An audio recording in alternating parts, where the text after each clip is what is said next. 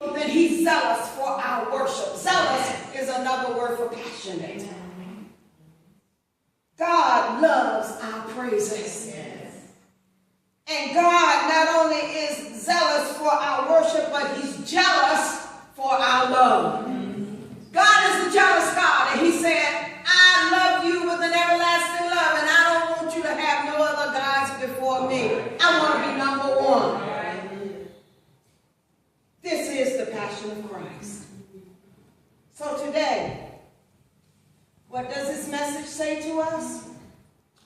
Well, first, I believe that God is passionate about the place we call church. Yes.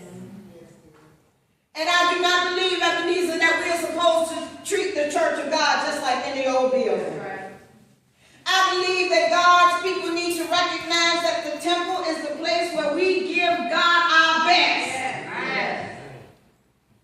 It oftentimes burdens me when we come into the house of God and we just think we're coming in for a program. See, worship service is not a program.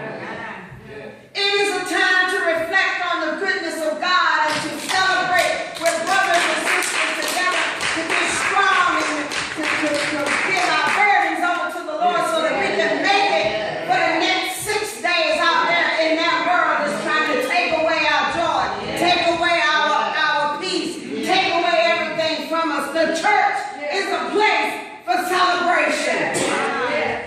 It's not a place to come and gossip. It's not a place for us to come and take lightly. It's a place for us to come and praise and give God his due. Yes. Oh, I love the Lord. He's heard my cry and pitied every scorn. That's what David said. He loved the house of God so much so that he wanted to build it, but because he was not able, he said, you won't build it, but your son will. All right. Ebenezer, will people come into our house and recognize it as a temple, as a place where we give praise to God, or will it just be another building?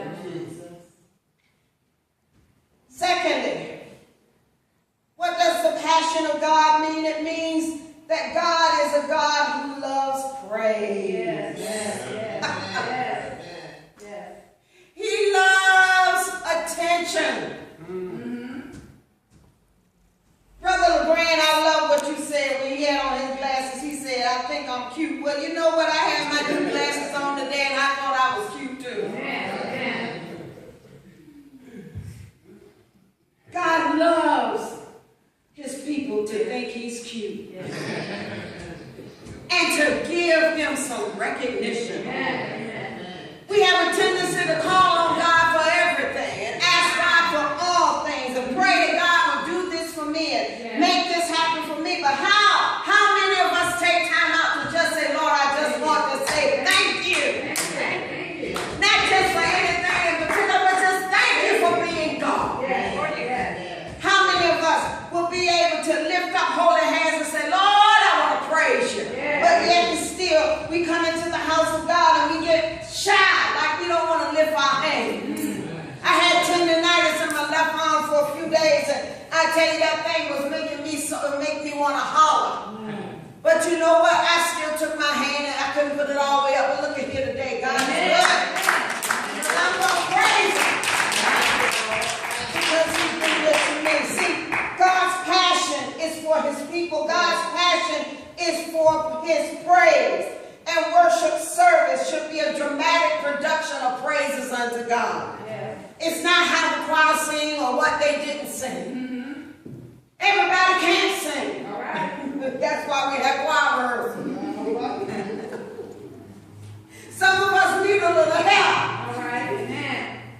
I love to sing, but my sister Annette will tell you in a heartbeat, you get off key too much. That's why she doesn't like singing with me. But if you sing unto the Lord a new song, it doesn't matter what it sounds like. Sing it to him. Amen. And God has a way of transposing your voice, and all of a sudden the sound comes out of you, and you didn't even know that sound was in you. Right. Why? Because you did it to the glory of God. The passion of Christ for believers is his people, his praise, and the passion of Christ is also for believers to live a life that reflects the praises of God. Yes, yes. I am so tired of Christians living shabby lives. I am so sad when I see that we are supposed to be living epistles, testimonies about the goodness of God, and we are living lives where people question whether or not we really belong to God. My brothers and sisters, let this day of Palm Sunday be the day that you examine yourself to see if you're in right stand with God. Because if you have been born again, then the passion of Christ should exude from your life. Somebody should see Jesus in you. Somebody should know something's different about you. They can't put their finger on it, but they know you're just not like everybody else. That's the passion of Christ. That's that passion that says, I don't care what you look like, where you live, what you come from. I'm here to help you. I'm going to pray you through. I'm going to walk with you. The passion of Christ should be represented in every act of worship in our lives.